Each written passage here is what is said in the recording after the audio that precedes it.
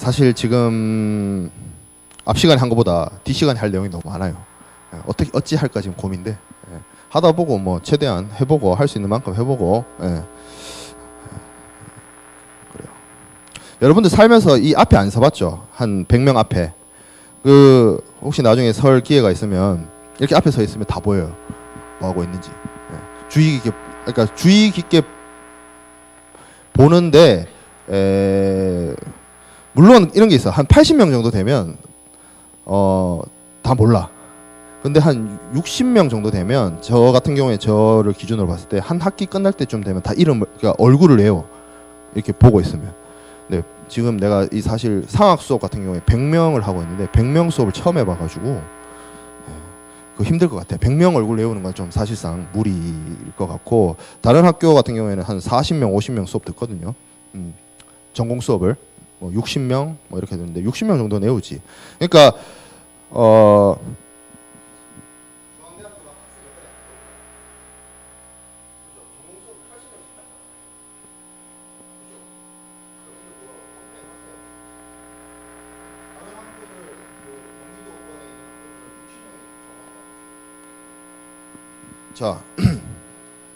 자 합시다. 그래요. 직접선화증권과 한적선화증권이 있습니다.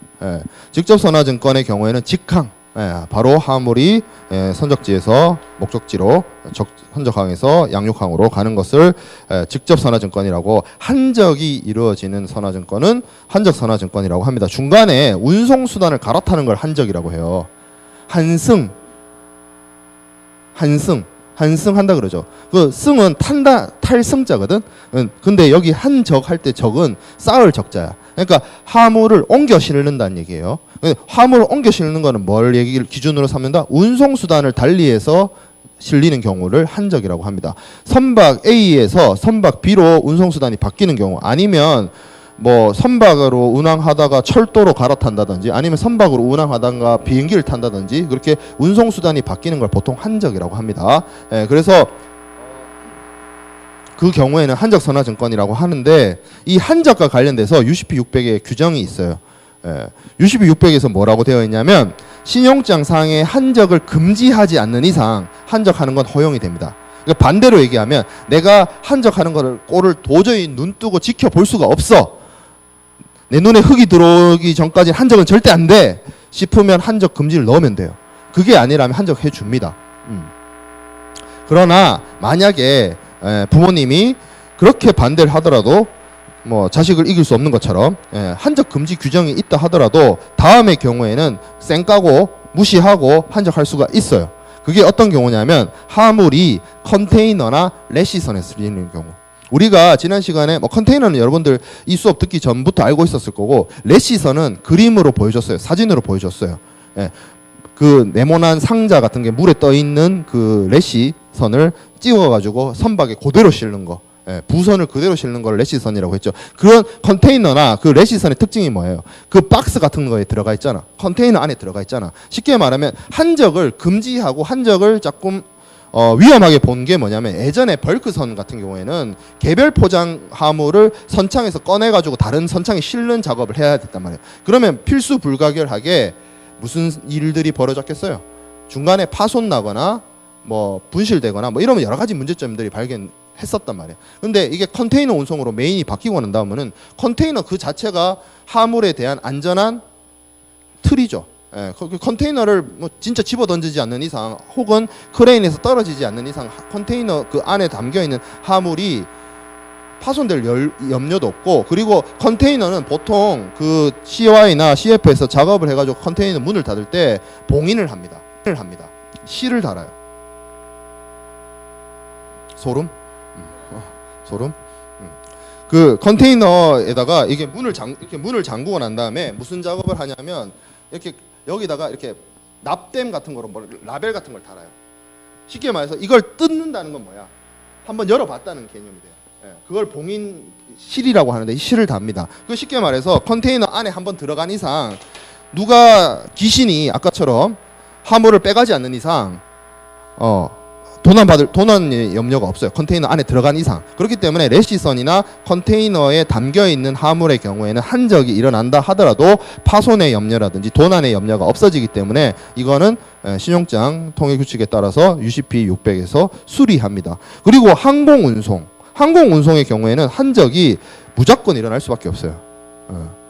왜냐하면 비행기가 항상 모든 곳을 가는 것이 아니기 때문에 육상 운송에서 항공 운송 수단으로 한적이 당연히 일어나는 경우고, 복합 운송, 특히 복합 운송을 예를 들면, 복합 운송이라는 게 뭐야? 여러 운송 수단을 하나의 운송인이 운송 서비스를 전 구간에 걸쳐서 제공해 주는 게 여러 운송 수단을 활용해서 하는 것이 복합 운송이죠. 그럼 한적이 무조건 일어나요. 그런 경우에는 상관없이 UCP 600에서 운송 서류를 수리합니다. 복합 운송의 경우에는. 자, 그래서 이제 선화증권의 종류에는 그 운송 방법에 따라서 통선화증권이 있을 수 있고, 복합운송 선화증권이 있을 수 있고, 구간선화증권이 있을 수 있습니다. 통선화증권은 여러 운송인이 참여하는 경우죠. 여러 운송인이 참여해서 여러 가지 운송 방식이 도입돼서 운송되는 것이 통운송이고, 그 중에서 복합운송 주선인이 나서서 복합운송인이 두 가지 이상의 상이한 운송 방식을 활용해서 운송 서비스를 하주에게 제공해 주는 경우, 여기 나와 있는 것처럼 뭐 육상운송 구간, 해상운송 구간, 그래서 해상운송에서 한번 한적이 일어나서 다른 해상운송인을 통해서 운송이 일어나고, 또 목적지에 도착해서 다시 육상운송하고, 이렇게 두 가지 이상의 상이한 운송 방식을 활용해서 운송하는 것을 복합운송이라고 하고, 이때 나오는 선화증권을 복합운송 선화증권이라고 합니다. 그리고 그 대표적인 양식이 아까 잠깐 봤던 피아타 BL이에요. 그래서 그 피아타 BL과 관련해서는, 복합운송과 관련해서는 우리가 해상운송 끝나고 항공운송 끝나고 복합운송 다룰 때 거의 학기 끝날 때쯤에 다시 또 얘기할 거예요. 복합운송 서류에 대해서. 자, 그리고 이렇게 복합운송, 통운송을 하면 각 개별 구간이 있죠. 여기 중간에 보면 해상운송도 두 번 일어나잖아. 요 구간에서 따로 나오는 거, 그 경우를 이제 로컬 BL이라고 부르기도 합니다. 내국 BL하고 이름이 같은데 뭐 사실 큰 의미는 없어요. 자, 데스티네이션 BL. 데스티네이션 BL. 이거는 뭐냐면 목적지에서 발행되는 BL입니다. 서렌더 BL하고 사용되는 이유가 같아요. 서렌더 BL이 왜 사용된다 그랬어요? 물건이 먼저 도착했는데 물건을 바꿔치기 해먹어야 될 그 종이 쪼가리가 도착하지 않았어. 원본 서류가 도착하지 않았어. 그렇게 되면 물건을 빨리 찾아갈 수가 없기 때문에 물건을 종이 쪼가리를 제시해야 바꿔갈 수 있다는, 상환해갈 수 있다는, 제시해야 물건을 찾아갈 수 있다라고 하는 그 상한 증권성을 서렌치는 게 서렌더드 BL. BL의 상한 증권성을 서렌치는 게 서렌더드 BL이라고 했는데, 그러한 이유로 쓰는 다른 방식이에요. 데스티네이션 BL은. 이건 뭐냐면 선화증권의 원본성이나 선화증권의 상한성을 서렌치는 건 아닌데, 어떻게 한다? BL 자체를 어디서 발행한다? 목적지에서 발행해버리는 거야. 화물을 선적하고 선적지에서 BL을 발행하는 게 아니고, 도착할 때 거기다가 목적지에서 BL을 발행해 주는 거예요. 누가? 해운 선사의 어떤 뭐 대리인이나 영업소가 목적지에도 분명히 있겠죠. 그러니까 그 목적지를 향해서 항해를 이루어지는데 도착할 때쯤에 거기서 BL 주는 거예요. 발행해 주는 거예요. 화물의 수취인한테. 그러면 화물이 먼저 도착하고 종이 서류가 늦게 도착하는 그런 문제가 없어지겠죠. 그래서 이러한 이유에서 쓰기 위해서 만들어지는 게 데스티네이션 BL입니다. 그래서 일반적인 BL의 사용 방식하고 거의 유사한데 어디서 나온다? 여기 6번 동그라미 보세요. 오른쪽에 아래에. 그래서 목적지 BL 발행. 그러니까 원래대로라고 하면, 원래의 선화증권 발행 방식이라고 하면 선적지에서 여기 한 1번이나 2번쯤에 BL이 나가야 되죠. 이게 아니고 6번. 그래서 목적지에 다 화물이 도착할 때쯤에 목적지 BL이 나와서 이걸 매수인이 발행받게 되면 이거를 항구로 들고 가서 화물과 바꿔치기 한다는 개념이죠. 데스티네이션 BL. 그리고 갑판적재선화증권과 범선적재선화증권이 있을 수 있습니다. 그래서 선화증권의 그 선박에 따른 분류에 따라서 온덱 BL, 갑판 위에 실는 거. 사실 이것도 사실 크게 이제는 의미가 없어요. 여러분들 컨테이너선 사진 내가 많이 보여줬어요. 그 사진 위에 선박의 갑판 위로 컨테이너들이 4층, 5층 높이로 쌓여 있는 거 봤어요. 그거 다 쉽게 말하면 갑판적 화물이잖아. 하지만 그렇게 갑판적한 거를 컨테이너선의 경우에는 갑판적이라고 보지 않습니다. 컨테이너선은 그런 갑판적인 개념이 없어요. 예전에 컨테이너선 시절이 아니라 그냥 선창에다가 화물을 집어넣었던 시절에 화물을 갑판 위에다 올리면 뭐 풍랑이 친다든지 파도가 치면 화물이 물에 젖거나 아니면 유실될 가능성이 컸기 때문에 그 경우에는 위험성이 높아서 가판적 화물에 대해서 따로 선화증권을 발행한 옛날의 일이에요. 옛날 일. 자, 그리고 범선 적재 선화증권. 여기 보면 세일링 쉽이라고 되어 있습니다. 범선이란 건 결국에는 바람의 힘으로 가는 배예요. 요즘에 범선을 보고 싶으면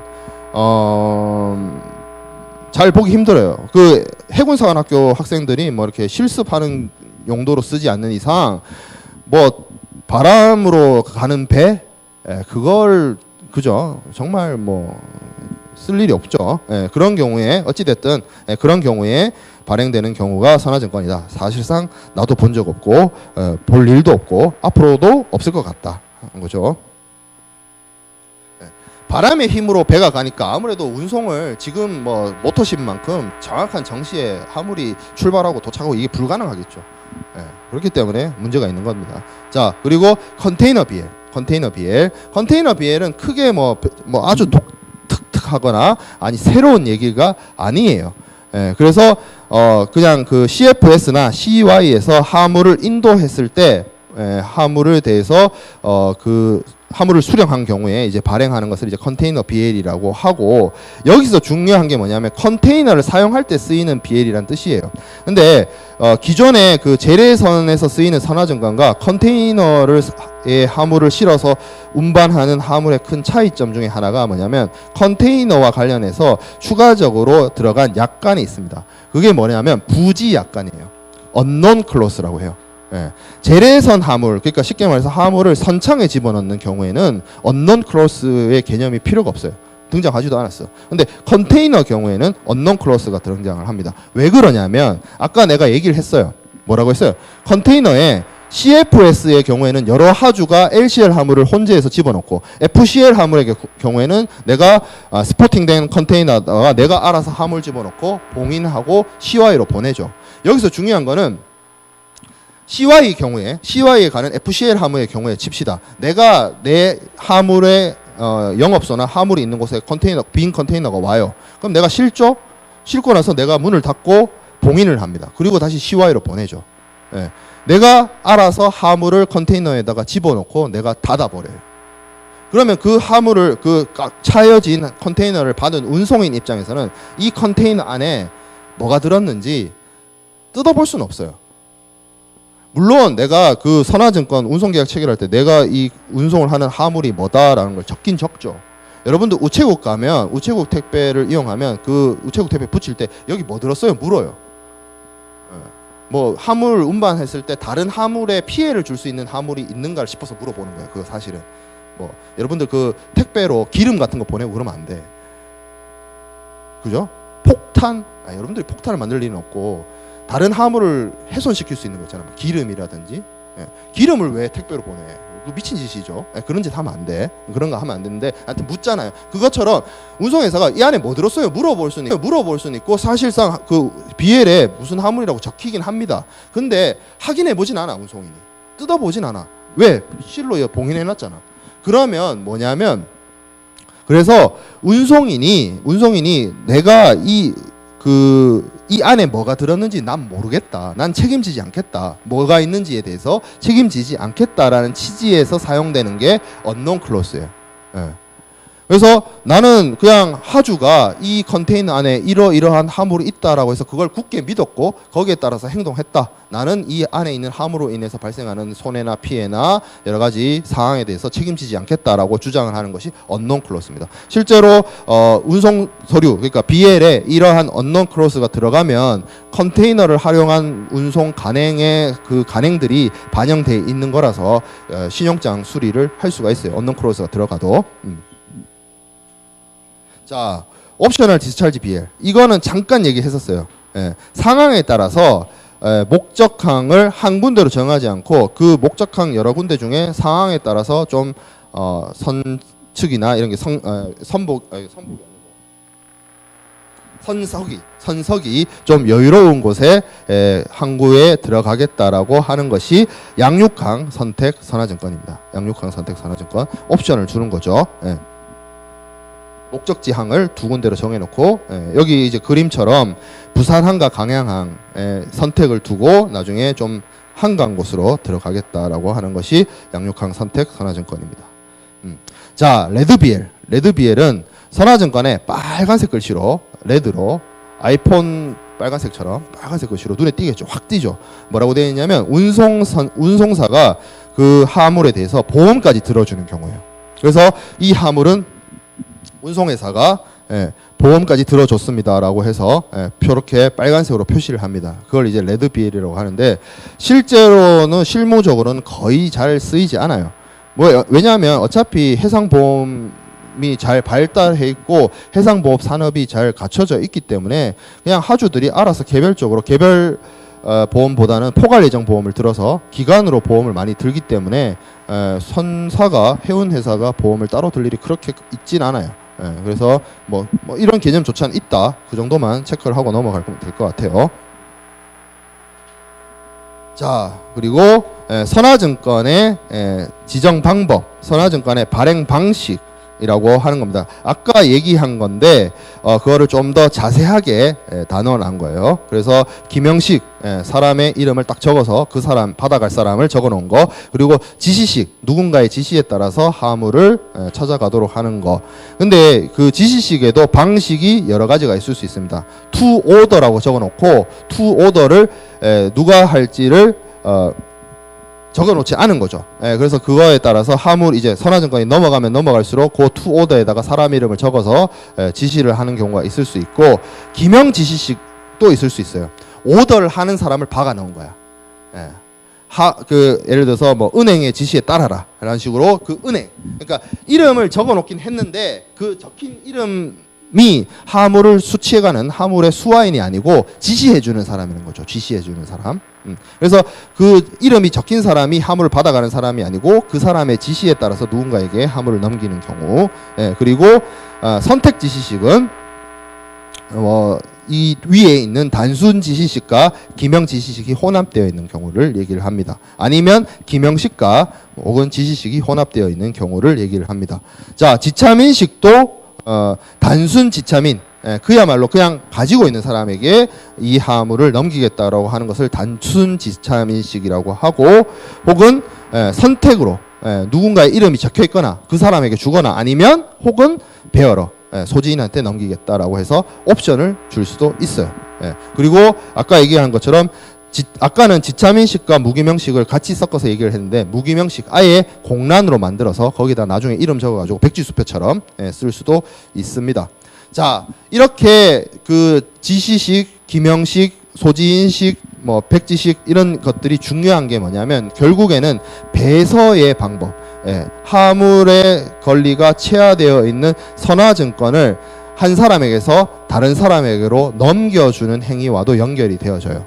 그거를 우리가 그 선화증권의 양도 혹은 배서라고 합니다. 그 배서는 뭐냐면 쉽게 말해서 그 배자가 뒷배예요. 뒷배, 뒷면에다가 쓴다는 거야. 뭘? 내가 이 사람에게 양도하겠습니다. 선화증권을 양도하겠습니다. 여러분들 지금은 사임당 할머니 때문에 많이 안 쓰지만 그 사임당 할머니께서 나오시기 전에 뭘 썼어요? 많이 수표를 많이 썼죠. 그 수표 쓰면 그 수표를 쓸 때 여러분들 뭐 10만 원권 수표를 써본 적이 뭐 경험이 있다면 그 여러분들 근데 성인 되고 나서 성인 되기 전에 5만 원권 나온 거 아니야? 비슷한가? 시기가? 어찌 됐든 그 수표를 쓰면 뭐 어떻게 하게 되냐면 뒷면에다가 내 주소나 연락처 적게 되어 있어요. 문제 생겼을 때 책임지기 위해서.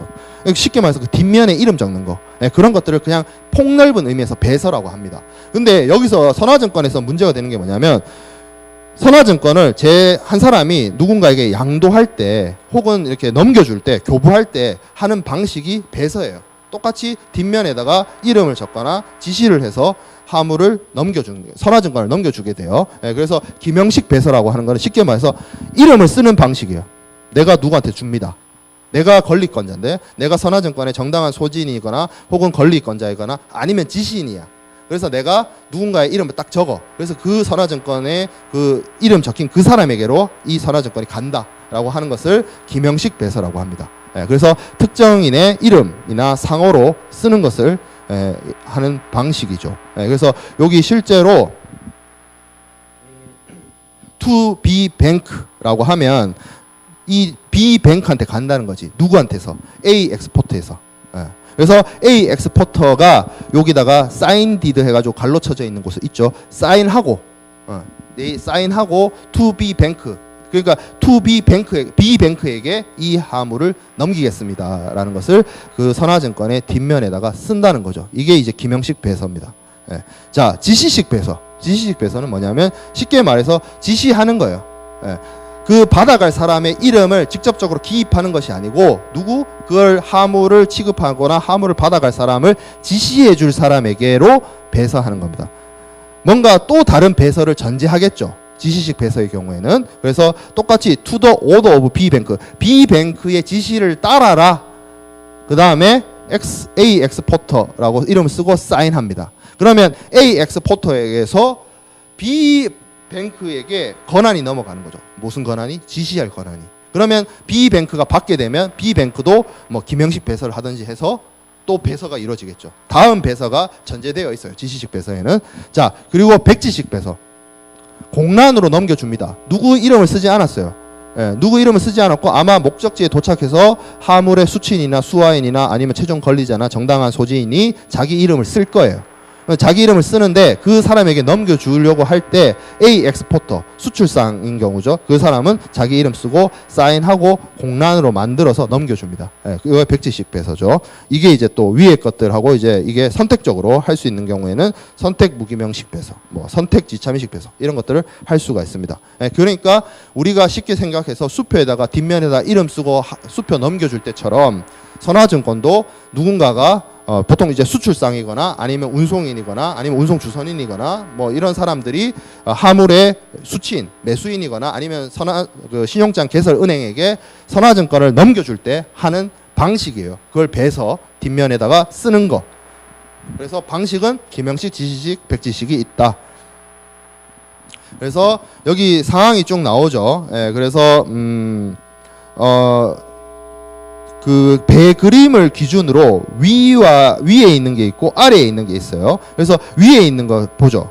예시를 들어놓은 건데 1, 2, 3 순서대로 갑니다. 그러면 A 엑스포터 A는 수출상이에요. 그래서 B 뱅크한테로 김영식으로 넘겨줍니다. B 뱅크 이름을 딱 적어서 선화증권을 넘겨줘. 근데 B 뱅크의 역할은 뭐냐면 얘가 쉽게 말해서 뭐 매입은행이거나 아니면 뭐 통지은행이거나 뭐 이런 은행이에요. 그래서 수출상이 B뱅크에게 넘겨줍니다. 그럼 B뱅크가 쉽게 말해서 신용장 개설 은행이 아니기 때문에 신용장 개설 은행에게로 그 신용장에서 요구되어지는 서류인 선화증권을 제시해야 되겠죠. 그러면 B뱅크는 C뱅크의 이름을 쓰고 자기 사인하고 넘겨줍니다. 그렇게 해서 신용장 개설 은행인 C은행이 받아요. C은행이 받은 다음에 신용장 개설 의뢰인이 대금 상환하면 서류를 다시 줘야 되잖아요. 그 경우에는 임포터, 수입상의 이름을 빡 적어서 또 사인하고 넘겨줍니다. 이런 식으로 배서가 이루어지는 거예요. 배서라는 행위를 통해서 권리증권인 선화증권을 넘겨주는 겁니다. 계속. 자, 그리고 밑에 있는 경우, 배그림 밑에 있는 경우는 예시가 어떻게 되어 있냐면 일단 수출상이 B뱅크에게로 넘겨요. 자기 사인하고 넘겨줍니다. 김영식 배서를 하는 거죠. 근데 B뱅크가 백지 배서를 해버립니다. 아무 이름도 적지 않고 자기 이름만 적고 사인해버리고 넘겨줘버려요. C은행으로부터. 그 다음에 그러면 이 백지 배서된 선화증권은 유통이 되다가 뭐 C은행 갔다가 이제 수입업자가 C은행으로부터 신용장 대금을 상환하게 되면 결국에는 수입업자가 받게 되겠죠. 그러면 수입업자는 여기 B뱅크가 백지 배서한 공란 그 백지에다가 자기 이름 쓰고 선화증권을 통해서 하물을 찾아가면 돼요. 그러니까 실무적으로 어떤 걸 써도 상관은 없어요. 김영식을 쓰든 지시식을 쓰든 백지식을 쓰든 상관은 없는데 결국에 이런 배서라는 행위를 통해서 선화증권의 권리가 계속 수출상으로부터 은행으로부터 은행으로부터 수입상 이렇게 양도되는 겁니다. 양수되는 거예요. 자, 그래서 이런 것들이 왜 중요하냐면 결국에는 소유권과 관련되어져 있습니다. 우리 이 소유권을 바라보는 시각이 여러 가지가 있을 수 있고 무역에서도 크게 이게 분쟁이 될 수가 있는데, 기본적으로 여러분들 CISG나 이런 무역 관련된 국제 협약에 있어서는 소유권에 대해서 크게 다루고 있지 않아요. 소유권을 다루고 있지 않은 이유는 무역을 하는 여러 나라들의 그 각국의 법률이 소유권에 대해서 상당히 다르게 규정하고 있는 경우가 있어서 그것을 하나의 규칙이나 하나의 룰로 잡기가 어렵기 때문에 CISG에서도 비엔나 협약에서도 매도인이 매수인에게 물품의 소유권을 넘겨야 된다라고 하는 선언적 규정만 들어가 있고, 실제로 어떻게 넘기는지 어떻게 넘어가는지에 대해서 나와 있지 않습니다. 그게 그러다 보니 CISG조차에서도 소유권에 대해서 다루고 있지 않다 보니 여러 가지 이유와 원인을 들어서 학설이 다양해요. 사실 대학원 수업에서나 뭐 이런 거 다룹니다. 뭐 소유권 분할 이론, 소유권 유일 이론 뭐 이러면서 얘기를 하는데, 잠깐만 얘기를 하면 그 영국 쪽에 그 사순 뭐 이런 학자들이 얘기하는 것 중에 그래서 무슨 얘기를 하냐면, 소유권이란 거는 하나가 아니고 소유권은 여러 개로 나뉠 수 있다라고 얘기를 해요. 그러니까 소유권은 나뉜다. 어떻게 나뉘느냐? 점유권도 있고 수익권도 있고 담보권도 있고 뭐 여러 가지로 나눌 수 있다. 그러니까 그 어떤 특정 A라는 화물에 대해서 내가 그 화물을 가지고 있는 권한, 그리고 A라는 화물을 가지고 담보 잡힐 수 있는 권한, 그리고 A라는 화물을 팔아서 수익을 창출할 수 있는 권한, 이런 것들이 혼합되어 있는 게 소유권이다. 합쳐진 게 소유권이다. 그러면 다시 분할해서 소유권을 분할 이론을 하겠다는 건 뭐냐면, 쉽게 말해서 선화증권이 그 화물의 권리가 체화되어 있는 서류잖아요. 그죠? 예, 그렇다면 선화증권이 그 화물의 소유권이 넘어가 있다면 분할된다는 거지. 화물의 점유권과 소유권이. 그래서 점유권은 운송인이 가지고 운송을 지속하게 되고, 그 화물의 수익권이나 담보권은 선화증권을 따라서 은행을 통해서 이동한다는 뭐 그런 이야기예요. 이건 뭐 여러분들 표정이 별로 좋지 않은데, 어찌 됐든 그래서 이 얘기가 왜 등장하냐면, 대금 지급 시기와 선화증권을 넘겨주는 시기가 같이 일치할 수가 없어요. 그래서 대금 지급을 하는 시기에 소유권이, 물품의 소유권이 넘어가는 것인지, 그러니까 그 매수인이 뭐 선화증권을 취득해가지고 화물을 찾아갈 때 소유권이 넘어가는 것인지, 대금 지급했을 때 소유권이 넘어가는 것인지에 대한 이견이 있을 수 있어요. 하지만 그 기본적으로 소유권이 언제 넘어가는 것이 중요한 것이 아니라, 이 선화증권이 그 물품의 소유권을 체화되어 있어서 분리되어져서 실제 물건은 운송인 따라서 이동을 하지만 그 물건의 점유권은 그런 식으로 넘어가지만 뭐 수익권이라든지 담보권이라든지 일반적인 소유권은 선화증권을 따라서 움직이고, 그 선화증권을 수령을 할 때 선화증권을 받게 되면 소유권이 완전히 넘어간다라고 보는 게 맞습니다. 그래서 여기 이 그림에서 보면 선적시 밑에 보면 여러 학설이 있어요. 뭐 처분권 유보설, 조건부 이전설, 소급 이전설, 분할 소유권설, 뭐 이거 다 설명할 생각 없고 얘기하기도 하고 애매해. 뭐 비슷한 말 같으면서 조금씩 다른 그냥 교수님들의 학설인데, 핵심은 뭐냐면 선적시에는 물품을 선적했어요. 운송인한테 화물을 선적했을 때는 쉽게 말해서 점유권, 그 화물을 가지고 있는 권한. 왜냐하면 운송인이 화물을 가지고 있으니까, 점유하고 있으니까 그건 넘어가지만 실제적인 완전한 소유권은 넘어가지 않아요. 그래서 유보한다는 표현을 쓰는 거야. 소유권을 넘겨주는 걸 유보하는 상태로 가는 거야. 쭉 가다가 뭐예요? 대금 지급이 이루어지면 완전히 소유권이 넘어간다는 거야. 매수인에게로. 그 얘기를 하고 있는 거야. 이 그림은. 그래서 물품을 운송인에게 넘겼을 때는 소유권이 점유권, 그 물건을 그냥 가지고 있는 권한만 넘기고, 진짜 소유권은 대금 지급이 이루어졌을 때 대체적으로 넘어가더라. 그게 대체적인 학설이 조금씩 다른데 대부분의 공통된 견해는 그러하더라. 이렇게 보는 겁니다. 물론 물품을 선적했을 때 소유권이 넘어간다라고 주장하시는 분도 있어요. 그건 뭐 견해니까. 학부 수준에서는 뭐 그냥 그 정도로만 이해하고 넘어갑시다. 그래서 물품의 소유권에는 점유권이 있고 담보권, 수익권이 있다. 그래서 점유권은 운송인한테 넘어가지만 진짜 소유권은 선화증권을 따라서 움직인다. 그것만 알면 될 것 같아요. 자, 그리고 선화증권에는 기재사항이 있을 수 있습니다. 여러 가지를 적게 돼요. 그래서 선박에 어떤 선박에 실는지가 나오기 때문에 본선이 어떤 건지 뭐 그리고 선화증권이 뭔지 아니면 최종 목적지가 무엇인지 뭐 이런 내용들이 선화증권에 기재됩니다. 선화증권 그림을 이게 이제 선화증권이에요. 현대해상에서 발행한 선화증권의 견본품입니다. 견본품. 그래서 여기 왼쪽에 게 전면부고 뒷면에 있는 부분이 이면입니다. 뒷면. 그래서 전면부에는 선박이 무엇인지, 목적지가 무엇인지, 하물이 어떤 것인지, 수화인이 누구인지. 여기 보면 여기 조그만 글씨로 잘 안 보이는데 여기 왼쪽 위에가 뭐라고 적혀 있냐면 시퍼라고 되어 있어요. 선적하는 사람. 그리고 요 밑에가 컨사이니, 하물의 수화인이 되겠죠. 그리고 노티파이 파티라고 적혀 있어요. 요 세 번째 칸은 이게 뭐냐면 착화 통지처입니다. 그러니까 수화인은 아닌데 수화인하고 착화 통지처가 같을 수도 있어요. 근데 다를 수도 있습니다. 그러니까 하물이 도착한다는 걸 알려줘야 되는 대상을 착화 통지처에 씁니다. 그리고 여기 쭉 보면 뭐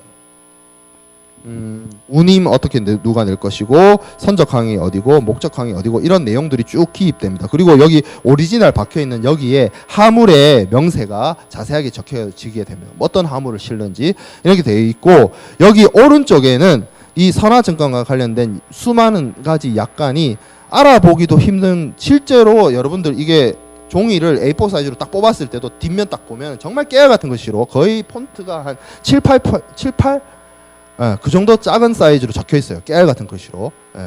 그 사람이 눈 좋아야 되지 눈 나쁘면 보기도 힘들어요. 그런 내용들이 담겨져 있습니다. 물론 할 거예요. 수업 시간에. 이제 조금 앞으로 와서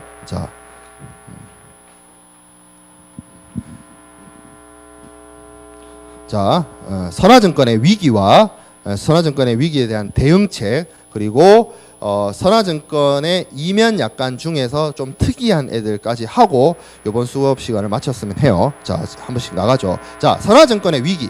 선화증권의 위기는 계속 잠깐 중간중간에 얘기를 했어요. 제가 뭐라고? 하물이 먼저 도착했어요. 종이 쪼가리보다 먼저. 그러면 곤란해져. 왜? 하물이 부두에 도착했어. 배에 내렸어. 컨테이너 야드에 실렸어. 난 하물을 빼가고 싶어. 당장 팔아 먹어야 되니까. 혹은 내가 물품 만드는데 원료로 써야 되니까. 근데 어떻게? 종이 쪼가리가 안 왔어.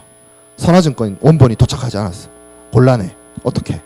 이런 경우를 보통 이제 교수님들 표현을 붙이기로 선화증권의 위기라고 이름을 붙였어요.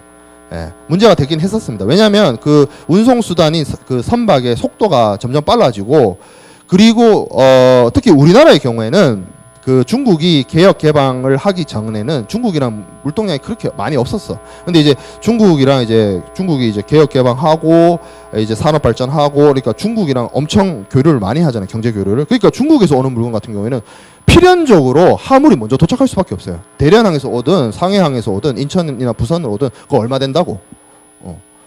그러다 보니 이런 위기가 등장하기 시작했습니다. 선박이 먼저 도착했는데 하물이 도착하지 않아서 그렇게 되면 여러 가지 아까 얘기한 것처럼 하물을 제때 팔지 못하게 되기도 하고 그리고 종이 서류가 도착할 때까지 그 창고에 넣어둬야 되니까 창고 보관료 같은 것들이 발생하기도 하고 여러 가지 문제가 있을 수 있었어요. 그래서 이거를 해결하기 위한 방안들이 쭉 등장합니다. 그래서 BL의 이용 방법을 변형하거나 개선하는 방법들이 지금 현재는 가장 많이 쓰여요. 아까 얘기한 것처럼 서렌더드 BL, BL의 상한 증권성을 서렌치는 경우 아니면 데스티네이션 BL, 목적지에서 BL을 발행해 버려. 그러면 쉽게 수화인이 하물을 찾아갈 수가 있겠죠. 아니면 그 합리적 해결 방법 이게 과연 합리적일까 싶긴 한데 교과서에는 그렇게 소개하고 있으니까 얘기를 하지만 시웨이 빌은 하겠습니다. 우리가 수업 때 다루겠습니다만 해상 운송 서류인데 선화증권이랑은 달라요. 선화증권이랑 다르게 어떤 것이냐면 권리증권성이 없어요. 권리증권성이 없는 해상 운송 서류를 시웨이 빌이라고 보면 돼요. 그리고 유통을 전제하지 않아요. 시웨이 빌 따로 할 거야. 뭐 그때 가서 다시 얘기하겠지만 그런 걸 쓰자 이거지. 그리고 전자선화증권. 전자적인 방식으로 선화증권을 유통시키겠다는 건데, 뭐 대표적으로 볼레로 BL 뭐 이런 것들이 있는데, 실질적으로 어렵습니다. 왜 어렵냐면 전자무역은 사실상 실패했다고 보는 게 맞는 게, 우리나라는 충분히 이런 것들, 전자선화증권이라든지 뭐 전자신용장이라든지 뭐 모든 것을 전자화할 수 있어요. IT 코리아 아니야, IT 코리아. 예, 우리나라는 가능해. 근데 이게 안 돼 있는 나라들이 많아요. 그리고 뭐 주요 선진국들, 뭐 일본이나 뭐 이런 나라들, 미국이나 이런 나라들도 우리나라만큼은 안 돼 있지만 그래도 이 전자무역에 대한 인프라나 구축이, 시스템이 구축되어 있는 나라가 많은데, 안 그런 나라가 많다 보니 이거를 전 세계적인 선화증권에 공통되는 관례와 관습으로 적용하기에는 아직까지 부족함이 있어요. 뭐 어찌됐든 자, 그런 거 있고, 보증신용장이 있습니다. 보증신용장. 보증신용장은 여러분들 무역결제론 수업 시간 때 배우게 되는데, 보증신용장은 뭐냐면 일단 저 신용장 자체가 이런 거예요.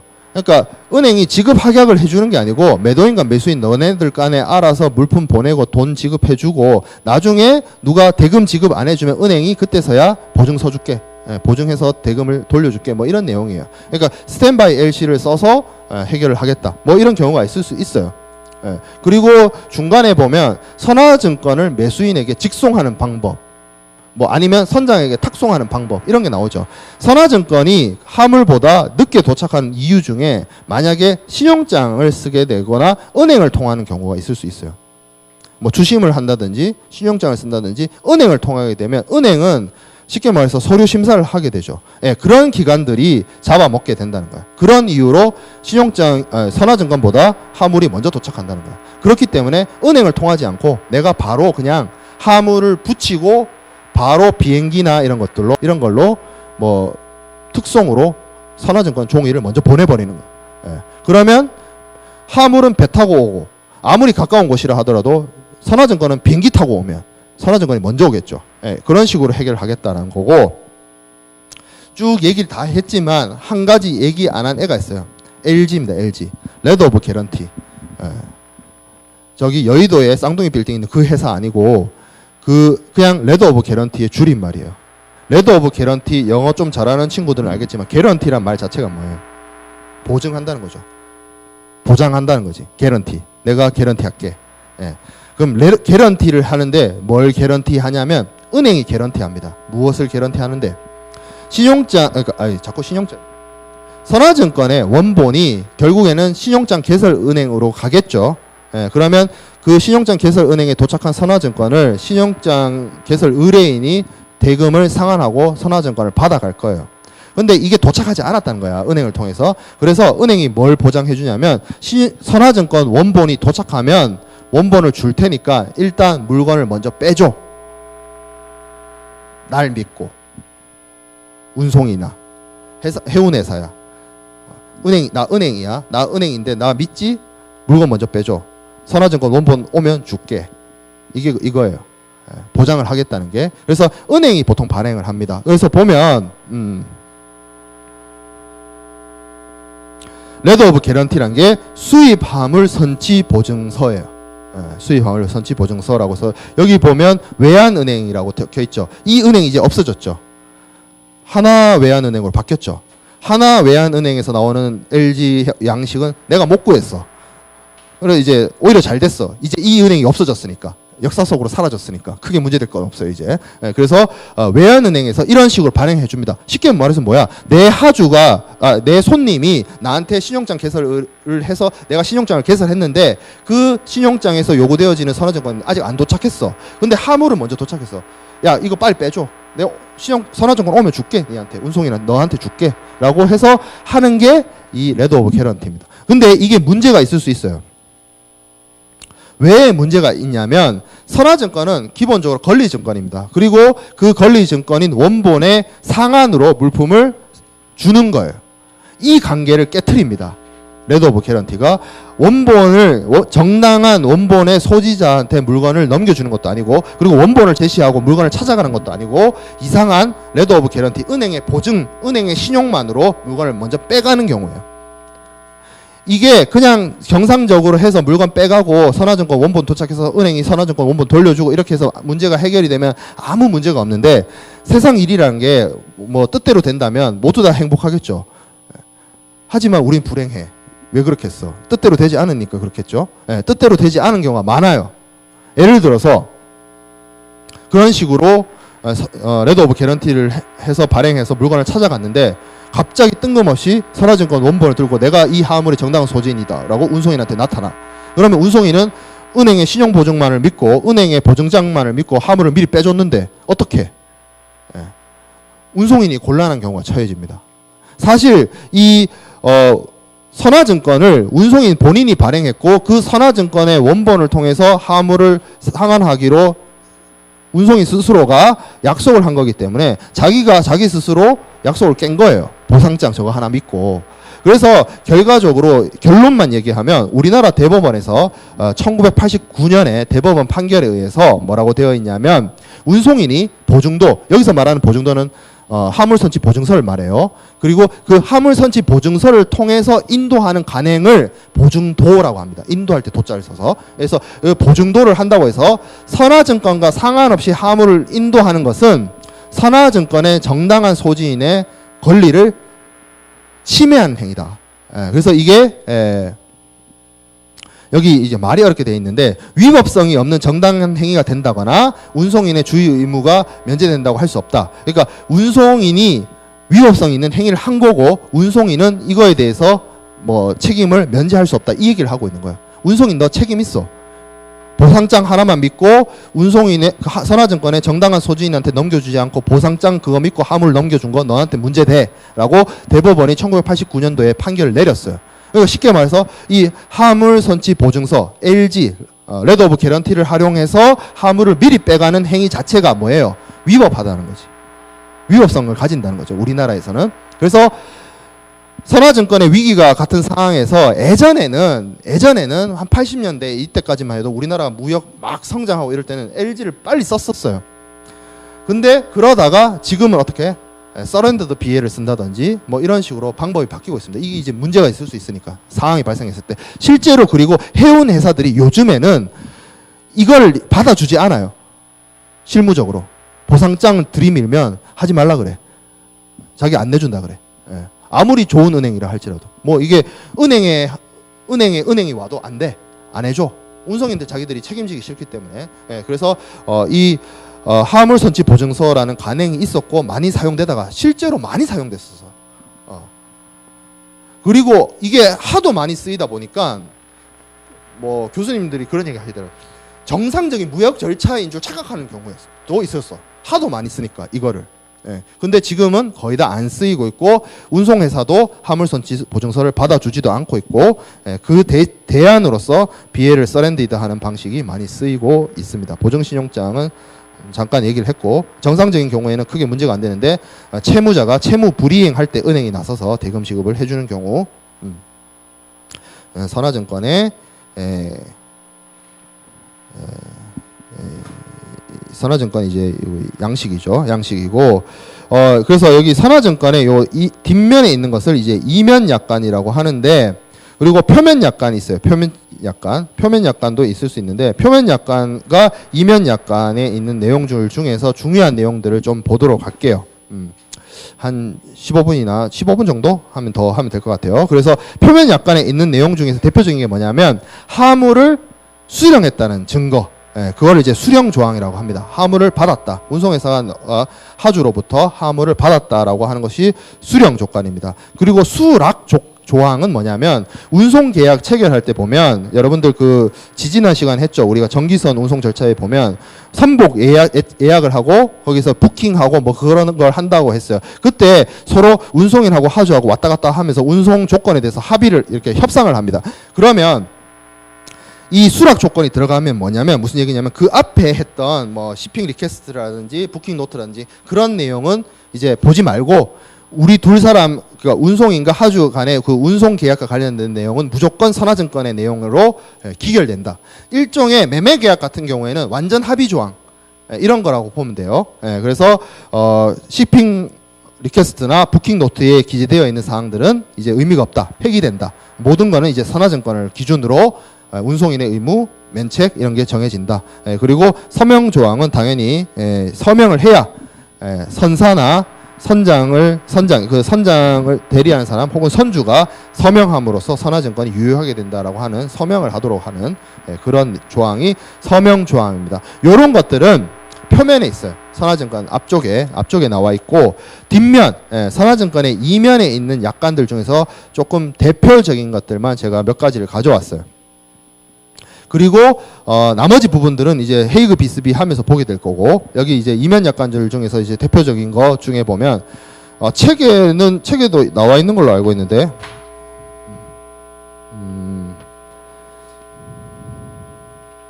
거의 다 책에 있는 내용을 했고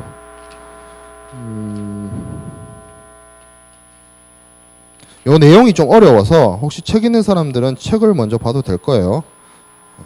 물론 책을 보지 않아도 책이 없어도 크게 문제가 될 것 같지는 않은데 찾는데 시간 오래 걸린다.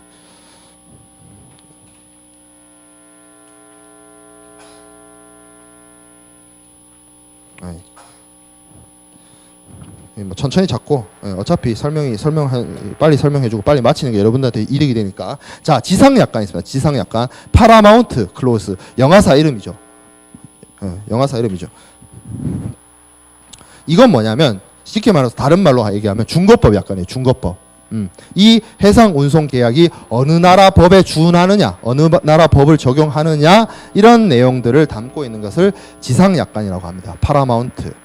사실은 파라마운트라는 배 때문에 생겨난 약관이라고 해서 파라마운트 클로스라고 하는데 그 판례까지 우리가 알 필요는 없고 그 내용이 뭐냐면 어떤 나라의 중거법을 우선적으로 적용하느냐에 대해서 내용이 나와 있어요. 그래서 여기 지상약관 내용의 일부를 제가 가지고 왔는데 여기 보면 본 선화증권은 한국 상법의 조항에 따라서 효력을 가진다. 다만 1924년 8월 25일 브뤼셀에서 서명한 선화증권 관련 어떤 규칙 통일을 위한 국제협약과 유사한 성질의 기타 법률이 본 선화증권의 효력 강행적으로 적용되는 경우 그 효력을 가진다.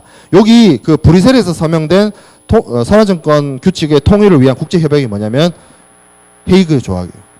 헤이그 비스비 규칙.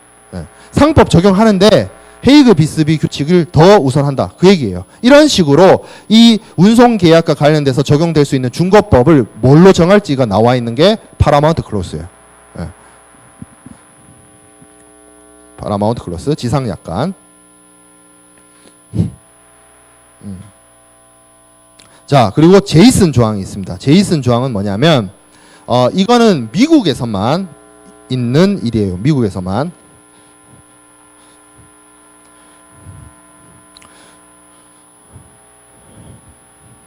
보험에서 우리가 배우는 개념 중에 공동훼손이라는 게 있습니다.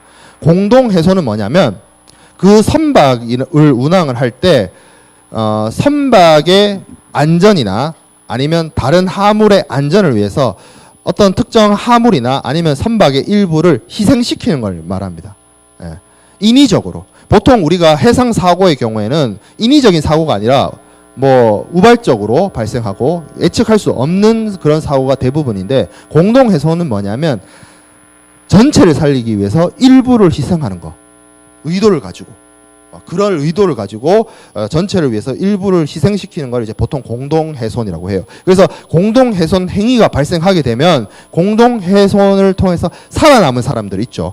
그러니까 대를 위해 소를 희생시켰으니까 그 살아남은 다수가 있을 거 아니야. 그 살아남은 다수가 분담금 형식으로 그 희생된 사람의 재산이나 선박의 일부에 대해서 보상을 해줍니다. 그게 이제 공동훼손인데 그건 이제 뭐 보험론 시간에 많이 다루게 되는데 여기서 말하는 제이슨 조항은 뭐냐면 미국의 경우에는 예를 들어서 그런 해상 사고가 발생하게 되면 운송인 혹은 선주가 책임이 있지 않느냐 너네는. 원래대로라고 하면 하주가 그 배에 하주가 여러 명이 타잖아요. 하주가 하물이 여러 개가 있잖아요. 그리고 배주인도 있겠죠. 근데 이 배가 풍랑을 만났어요. 혹은 자초나 침몰의 위기에 빠졌어요. 그래서 이 화물을 버려요. 바다에. 그러면 배도 살고 화물도 살죠. 그래서 요 희생된 사람을 위해서 분담금 해가지고 이 사람한테 분담금의 형식으로 재산 손해를 메꿔주는 거죠. 이게 공동훼손의 원리인데 여기서 말하는 게 뭐냐, 미국에서 선주 너는 만약에 이 선박의 일부가 희생될 수도 있거든. 선박 부속물을 바다에 버린다든지 배 무게를 낮추기 위해서 그런 식으로 선주도 희생할 수 있어요. 공동훼손에 희생을 할 수가 있는데 미국의 법리가 뭐냐, 미국에서 판결이 어떤 판례가 있었냐, 판례예요. 이것도 판례에 따른 건데 너는 이거 사고에 책임이 있으니까 너는 이거 받아가지 마, 분담금 받아가지 마라는 판결이 하나 떨어졌어. 그러니까 해운사들이 미치고 팔짝 뛸 노릇 아니야. 이거 전체를 살리기 위해서 내가 일부러 희생을 한 건데 이거를 내가 운항에 어떤 책임이 있다고 해서 받지 못하게 된다면 내가 답답하죠. 그래서 어떻게 했다? 선화증권에다가 이 조항을 삽입을 한 거예요. 공동훼손 상황이 발생하게 되면 선사, 선주의, 운송인 나도 내 지분 있어, 내 숟가락 얹을 거야 라고 조항을 삽입해버렸어요. 그리고 하주들은 거기 그 조항이 삽입돼 있으니까 사인해야 되잖아. 오케이 했잖아. 그러니까 미국에서도 내가 이걸 사인을 했기 때문에, 제이슨 조항에 삽입을 했기 때문에 만약에 공동훼손 사항이 발생하게 되면 미국에서 선사들은 빠져라고 한 판례가 있음에도 불구하고 제이슨 조항 때문에 선사들이 자기 몫을 가져갈 수가 있습니다. 공동훼손 분담금을 가져갈 수가 있어요. 그런 내용이 제이슨 조항입니다. 이건 미국 때문에 생겨난 거예요. 미국의 법원이 선사들 너네는 공동훼손에서 빠져라 했다라고 해서 이걸 대응책으로 해운회사들이 이 약관을 삽입한 거예요. 이면 약관에다가. 그러면 유제이슨은 뭐냐면 공동훼손 중에 공동훼손 분담을 할 때 구조료와 관련해서 추가적으로 선사들이 자기 몫을 주장하는 거는 이제 유제이슨 조항이라고 합니다. 뭐 거기까지. 이 제이슨이란 이름 자체가 배 이름이고 판례 이름이에요. 판례 이름이라서 제이슨 조항이라고 붙은 겁니다. 자, 히말라야 조항, 그리고 쌍방과실 충돌 약관, 요 두 가지만 하면 되는데, 자, 히말라야 조항은 뭐냐면 히말라야도 배 이름이에요. 배 이름인데 어떤 거였냐면 여객선이었는데 어떤 할머니가 있어요. 그 지금도 여러분들 나는 배 탈 일이 없지만 배를 타다 보면 배는 물 위에 떠 있죠. 출렁거리죠. 그리고 이렇게 다리를 통해서 이렇게 내려온단 말이야. 뭐 계단을 통해서. 근데 이 할머니가 히말라야라는 배를 타고 오다가 계단에 내려올 때 접질렀어. 다쳤어, 크게. 근데 이제 그 해운회사에게, 미국 사람들 잘하는 거 있죠. 손해배상을 청구했어요. 근데 그 해운회사에서 뭐라고 얘기를 했냐면 본인의 부주의로 일어난 사건에 대해서 이제 자기들은 책임 안 진다는 내용을 그 이제 항해 운송, 그 이제 여객 운송할 때 그 뒷면에다가 적어 놓은 거야. 잘 그러잖아. 그 왜 그런, 여러분들 뉴스 보죠. 그 무슨 이유식 같은 거를, 우유 같은 거를 얼굴에 발라가지고 내가 피부가 상했어. 그래서 이제 그 분유회사를 상대로 소송을 걸어요. 왜 얼굴에 바르지 마세요라는 주의문구를 넣지 않았냐 이러면서. 미국 사람들 잘 그러잖아. 예. 그런 것처럼 이제 소송이 붙어졌는데 거기 진짜 들어가 있었던 거야. 본인 책임으로 해서 넘어진 거, 이거는 자기들이 책임 안 진다고 해서 이 그러니까 여객사가 이겼어요. 근데 이 할머니가 곰곰이 따져보니까 억울하거든. 근데 가만히 보니까 선박을 운행을 하고 자기가 이 항구에 도착해서 그 계단 내려가는 거 있죠. 그 계단을 운영하는 회사는 다른 회사인 거야. 하청업체. 운송회사가 아니고 하청업체가 그 계단 이렇게 갖다 받쳐가지고 이렇게 내려오게끔 하는 거였어. 그래서 그 계단 갖다 바친 하청업체를 사실로 다시 소송을 걸었어. 결국은 이겼죠, 그 할머니가. 근데 생각을 해봐요. 해운회사 입장에서는 그 하청업체들도 자기 벤더들이잖아. 이게 가만히 보니까 이랬다가는 벤더들이 다 손해보게 생겼거든. 그래서 이 히말라야 조항을 집어넣습니다. 여기서 말하는 이행 보조자가 벤더들이에요. 쉽게 말하면 하청업체. 아까 그 계단 갖다 바치는 사람들, 육지에서. 그래서 내가 면책이면, 운송인 내가 면책이면 내 하청인들도 다 면책이다, 같이. 이렇게 삽입을, 걔 약관을 이면 약관에다가, 선화증권 이면 약관에다 삽입을 한 게 여기 나와 있는 히말라야 조항입니다. 동일한 면책을 받는다. 운송인과 동일한 면책을 받아요. 이행보조자들이. 이행보조자들은 말한 것처럼 하청업자들, 부두에서 하역 작업을 하거나 뭐 이런 사람들을 포함을 합니다. 자, 이제 대망의 쌍방과실 충돌 약관. 나는 오늘 여러분들한테 이걸 분명히 이해시키고 집에 갈 거예요.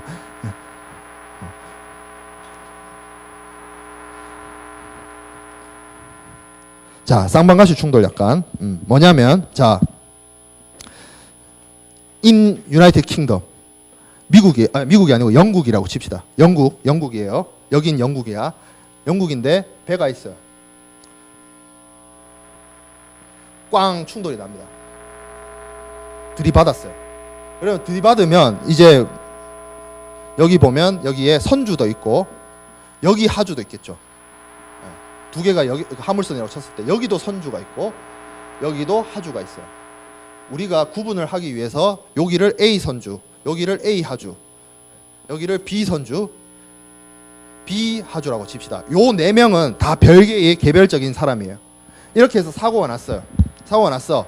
근데 우리가 육상에서 교통사고도 마찬가지로 여기서도 기책 사유가 있겠죠. 누가 더 잘못하고 못하고. 그래서 예를 들어서 5대5라고 칩시다. 5대5. 그러면 A 선주 입장에서는 B 선주한테 전체 사고에서 발생한 손해에 대해서, 특히 상대방이 입은 손해에 대해서 50% 책임이 있죠. 돈 주겠죠. 그리고 사고가 났을 때 B 하주에게도 A 선주는 책임이 있을 겁니다. 여러분들 택시 타고 가다가 교통사고 하면 나봐요. 그 택시를 만약에 들이받은 사람이 있다면 그 사람은 택시 기사한테도 여러분들 뭘 해야 될 거고, 그 택시에 타고 있던 나한테도, 손님한테도 병원비나 진료비를 제공해 줘야 될 거예요. 왜? 별개니까. 택시 기사랑 나는. 그죠? 예, 그런 것처럼 이 A 선주 입장에서는 B 선주한테도 돈을 줘야 되고 B 하주한테도 돈을 줘야 돼요. 이런 문제가 생겨요. 마찬가지로 반대로 B 선주도 A 하주한테 화물의 손해배상을 해줘야 되고 A 선주한테도 해줘야 돼요. 그러면 그거는 알겠어. 오케이. 그런데 무슨 문제가 있냐면 하주 입장이 돼봅시다. 하주. B 하주와 A 하주 입장이 됐을 때 손해가 났어요. 충돌로 인해서 화물이 파손이 되거나 멸실됐어요. 그러면 딱 보니까 A 선주, 자기가 화물을 실은 배의 선주가 책임이 50%고 상대방 배의 선주가 책임이 50%래. 그럼 내가 발생한 손해가 100이라고 쳤을 때 50은 얘한테 얘기하면 되고 50은 얘한테 얘기하면 되잖아. 그게 맞겠죠, 상식적으로. 근데 무슨 문제가 있냐면 해상 운송에 우리가 이거 할 겁니다. 예. 항해상 가실이라는 게 있어요. 이게 뭐냐면 선장이나 선원이 항해를 정상적으로 하는 과정 속에서 발생하는 이런 사고와 관련해서 운송이 면책을 규정해 놓은 게 있어요. 선장이 잘못한 거에 대해서, 그러니까 이게 논리는 이거예요. 선장이 망망대해에 바다에 떠 있잖아. 배를 책임지고. 원래 배라는 거는 선장이 무한 책임을 져요. 최근에 세월호 사건 있었지만 나는 항상 이렇게 얘기해요. 그 사고의 가장 큰 책임, 가장 큰 잘못을 한 사람은 선장이다. 그 배의 그 성객과 배의 생사 여탈권을 가진 사람은 선장이에요. 무한 책임을 져야 돼. 그 왜 여러분들 배에 타보면, 난 배를 잘 안 타서 비행기 타보면 기장님이 뭐라 그래요? 처음 딱 타면 Ladies and gentlemen, this is your captain. 그러죠. 당신들의 캡틴이야 내가. 이 비행기가 떠서 하늘을 날아서 목적지에 도착할 때까지 내가 당신들의 캡틴이란다. 내가 당신들의 생명을 책임지는 사람이야. 그 뜻이에요. Your captain이라고 그러잖아. 마찬가지로 이 선장이 이 배에 있어서 생사 여탈권을 지는데 이 사람이 잘못했어. 근데 운송인은 어디 있어요? 육지에 와 있죠. 육지에. 그러니까 운송인은 이 망망대해에 있는 배의 선장이나 선원을 직접적으로 컨트롤할 수 있는 상황이 아니었다라고 보는 거예요. 그래서 만약에 이런 충돌 사고가 났다? 그러면 선장 잘못이라 이거야. 그래서 운송인 면책을 주장해요. 말이 안 되지만 실제로 이게 항해 가실이라고 해서 해상 운송에 들어가 있어요. 운송인 면책으로. 쉽게 말하면 뭐냐면 이런 충돌로 인해서 발생하는 사고에 대해서 A 선주가, A 운송인이 A 하주에 대해서 책임이 면책됩니다. 항해상 가실 면책이라는 이유로. 이게 헤이그 비스비 조항에 있어요. 공부하게 될 거예요. 말이 안 되지만 들어가 있는데 뭐. 예. 그리고 말이 안 되는데 왜 들어가 있습니까? 해운회사가 부합계약의 형식으로 선화증권에 양식을 만들어서 들이밀잖아. 사인하잖아. 그러니까 수락한 거야 우리는. 그렇기 때문에 A 선주가 A 하주한테, 이게 왜 안 나오나? 면책돼요. 면책. 내가 100의 손해를 입었는데 상대방 선주로부터 받는 50은 받을 수 있어요. 근데 내 화물을 실은 내 선주는 항해상 가실 면책으로 인해서 50을 못 받게 돼요. 그럼 남은 50 이거 어떡합니까? 억울하면 보험 드세요. 똑똑. 예. 똑똑 보험 드세요. 이 보험이 필요한 이유가 거기서 나오는 거야. 운송인이 다 면책을 해버리니까. 오케이? 예. 이게 어디다? 유나이티드 킹덤. 예, 영국의 법과 간섭이에요. 이해되죠? 이렇게 이해하는 거. 오케이. 문제 없어. 문제 없어. 예. 자, 근데 이제 대서양을 건너서 미국으로 옵시다. 미국이에요. 미국으로 왔어. 여기는 유나이티드 스테이츠 오브 아메리카야. USA 왔어. 근데 이제 미국의 판사님들이 좀 특이하신 분들이 많나 봐. 영국보다. 그래서 어떤 판사님이 얘기를 했었냐면 이 항해상 가실 면책이 말이 안 된다. 말이 안 된다. 내가 봤을 땐. 그래서 A 선주와 B 선주 너네 선주들끼리 연대 책임져라.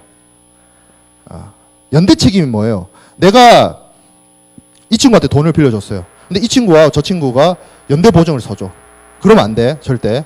예. 연대 보증은 절대 하면 안 되는 거예요. 연대 보증을 써. 근데 이 친구가 나한테 돈 빌려가고 나서 미국으로 날랐어. 그럼 나는 누구한테 가면 돼? 저 친구한테 가면 되죠. 돈 내놔. 왜? 둘이 연대 보증 샀으니까. 그거예요. 그래서 이 선주의 배상 책임이 A 선주와 B 선주가 같이 연대 책임진다라고 보는 거예요. 미국에서 판사가 판례를 그렇게 때렸다니까. 그러다 보니 어떤 상황이 발생하냐면 A 하주 입장에서 내가 손해 입은 게 100이야. 근데 A 선주는 항해상 가실 면책을 주장해. 선화증권에 적혀있는 내용대로. 그래서 못 받아. 그래서 내가 B 선주한테 찾아가. 그래서 네가 100을 다 내놔. 그럼 다 내놔야 되지. 왜? 연대 책임이래니. 연대 책임이라고 했잖아. 그러다 보니 어떤 상황이 발생하게 되냐면 B 선주가 100을 다 주고 A 선주가 B 하주에게 100을 다 주는 상황이 발생하는 거야. 그래서 결과를 놓고 보니까 어떤 상황이 발생해? A 선주도 원래는 B 하주한테 50만 주면 됐는데 이게 연대 책임을 주다 보니까 B 선주 거가 와가지고 100이 가. B 선주도 50만 원래 주면 됐는데 A 선주가 면책되다 보니까 연대 보증으로 해가지고 100이 와. 그러니까 결국에는 3쿠션으로 100을 다 주는 상황이 발생하는 거야. 결과적으로. 무슨 말인지 알겠죠? 원래는 각각 50씩만 주면 되잖아. 자기 배에 실린 하주한테는 자기가 면책인데 이게 연대 책임을 지다 보니까 상대방 하주, 그러니까 자기 배에 실린 화물에 대해서는 항해상 가실 면책을 주장할 수 있지만 상대방 배에 실린 화물에 대해서는 내가 이 계약 관계가 없잖아. 선화증권 계약 관계가 아니잖아요. 그러다 보니 100을 다 줘야 되는데 이걸 그렇게 하다 보니 결과값을 딱 놓고 보니까 어떻게 된다? 내가 내 하주한테 보상해 준 거랑 같은 효과가 발생하는 거예요. 경제적으로. 그러니까 가만히 생각을 해보니까 해운회사 입장에서는 이상하죠. 머리가 아프죠. 미국 판사님들 자꾸 왜 그러나 싶은 거죠. 그래서 어떻게 한다? 선화증권 이면약관에다가 쌍방가시 충돌약관을 삽입을 합니다. 그래서 이 쌍방가시 충돌약관이 삽입되고 나서 어떤 결과가 발생하느냐? 내가 A 하주가 B 선주를 통해서 돌려받은 3쿠션으로 받은 분 50, 이거는 네가 원래 운송계약상 면책에 대해서 못 받아야 할 돈이니까 나한테 돌려달라고. 뱉어내라고. 뱉어내. 이 내용이 담겨져 있는 게 쌍방가실 충돌약관이에요. 납득이 안 되죠. 말이 안 되죠. 억울하죠. 어떻게? 그러면 어떻게 한다? 보험 드세요. 똑똑. 보험 드세요. 보험 드세요. 그래서 여기 나와 있죠. 미국의 경우에 연대 책임을 집니다. 연대 책임을 져서 하주가 상대방 선주에게서 전액을 다 받아버리는 거예요. 그래서 그러다 보니 이쪽도 전액 다 받고 저쪽도 전액 다 받고 해서 결과값으로 상대방 선주를 통해서 자기 하주에게 면책임에도 불구하고 보상해주는 상황이, 경제적 상황이 발생하다 보니 그 되돌려받은, 원래는 항해상 가실로 면책이어야 했던 부분을 네가 나한테 다시 돌려달라는 겁니다. 그래서 이 내용이 보험에 가보면, 우리가 해상보험에 가보면 해상보험 증권에 똑같은 이름의 약관이 하나 더 있어요. 쌍방가실 축돌용 약관이 선화증권에도 요 이름으로 들어가 있고 해상보험의 보험증권에도 요 이름으로 들어가 있어요. 그 보험증권에 있는 쌍방가실 충돌 약관은 뭐냐면, 이렇게 해서 쌍방가실 충돌 약관에 따라서 미국에서 자기 하주가 자기 선주한테 돈을 50%를 뱉어내야 되는 상황이 발생하잖아. 그 뱉어내는 돈을 보험회사가 대신 내주겠다고 하는 게 보험증권의 쌍방가실 충돌 약관이에요. 이름이 똑같은 게 선화증권에도 있고 보험증권에도 있습니다. 이해가 안 돼요? 나는 이걸 이해시키려고 왔는데 어려워요. 어려운 상황이긴 합니다. 이게 해상 운송만 알아서 될 문제가 아니고 해상 보험하고 이제 연계되는 분야라서 그래서 요지를 얘기를 하면 영국의 경우에는 간단했잖아. 이 해운회사 갑회사가 갑질로서 자기 선화증권에다가 자기 면책을 집어넣어서 자기 사주한테 돈 안 갚아도 돈 보상 안 해도 된다. 그거 오케이. 그 문제 없었어. 그래서 그 보상 받지 못하는 부분은 어떻게 하면 된다? 보험회사 찾아가라. 거기까지 충분히 우리가 이해했어. 근데 미국에 오니까 이거 이상하다 해가지고 이 A 선주와 B 선주를 연대 책임을 짓다 보니 간접 보상을 해버리는 상황이 발생하더라. 이 경우에 간접 보상 받은 부분, 원래는 미국이 아니었다면, 영국이었다면 면책 받았어야 할 그 부분을 하주가 선주에게로 다시 받고 하라. 다시 뱉어내라고 한 것이 쌍방가시 충돌 약관. 그리고 보험증권에 있는 쌍방가시 충돌 약관, 그 뱉어내는 금액도 보험회사가 보험 드세요. 그러니까 보험회사가 해결해 줄게라고 하는 게 보험증권에 있는 쌍방가시 충돌 약관입니다. 그래서 이게 보험증권에 있는 쌍방가시 충돌 약관인지 선화증권 이면 약관에 있는 쌍방가시 충돌 약관인지에 따라서 내용이 조금 다르나 기본 그 근저에 있는 이론은 법리는 같아요. 이것처럼 영국과 미국의 판례가 달라서. 그래서 미국의 어떤 판사님이 예전에 저런 식으로 판결을 때리다 보니 쟤네들은 그거잖아. 판례법주의잖아. 그러다 보니 저런 식으로 가버린 거야. 해운회사들은 손해보기 싫으니까 관련된 조항을 선화증권의 이면약관으로 삽입을 한 거고. 그래요. 이게 이해하기 어려운 내용인데 잘 이해가 안 되면 개별적으로 질문을 하도록 하고, 그래서 오늘 좀 어려운 내용임에도 불구하고 수업 듣느라 고생했습니다. 다음 주에 이어서 수업을 하도록 하고 다음 주에 봅시다.